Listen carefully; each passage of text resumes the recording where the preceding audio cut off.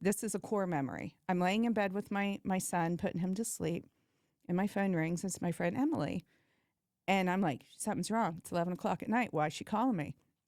I answer, and she's like, hey, I want to carry a baby for you. I'm like, have you been drinking? And she's like, actually, yes, but I really want to do it. Like, I've talked to my parents. Like, she did the things, and she has 3 daughters and had beautiful pregnancies. She's like, I actually like being pregnant. And I said, are you done having kids? She's like, yes, I want no more kids. And I was like, well, I'll put a baby in you, because I was actually in the process of doing a retrieval again. And because I told Joe, I was like, let's do a retrieval just in case something happens, so that we have the embryos on deck, basically.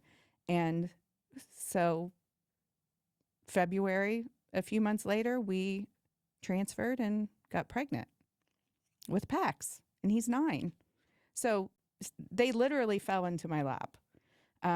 But I think I find much power in manifestation. So I don't know if that did anything or what, but I had 2 people step up to the plate and want to do it. I actually had a 3rd person step up, and Pax was probably 2. And we have spent well beyond, I quit counting at 150,000. Like, it's a lot of money. And she's like, I would like to carry a baby for you. And this girl, I would say she was 25 maybe. She had a daughter. Perfect candidate. But I said, you want to have more kids. I know you want to have more kids. And if something happened and I took that away from you, I would not be able to live with that. And so I turned her down, because can you imagine? Like, no. So I told her no. But I've had 3 people say they wanted to do it. So that's how surrogacy fell into my lap.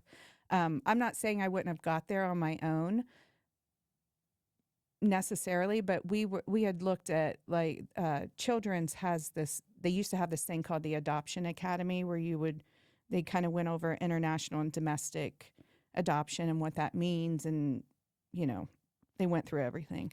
So I think adoption was next on deck for us. I didn't even think of surrogacy, because I didn't think that was something I could do. I'm not a rich Kardashian, like you say. Like, how could I do that?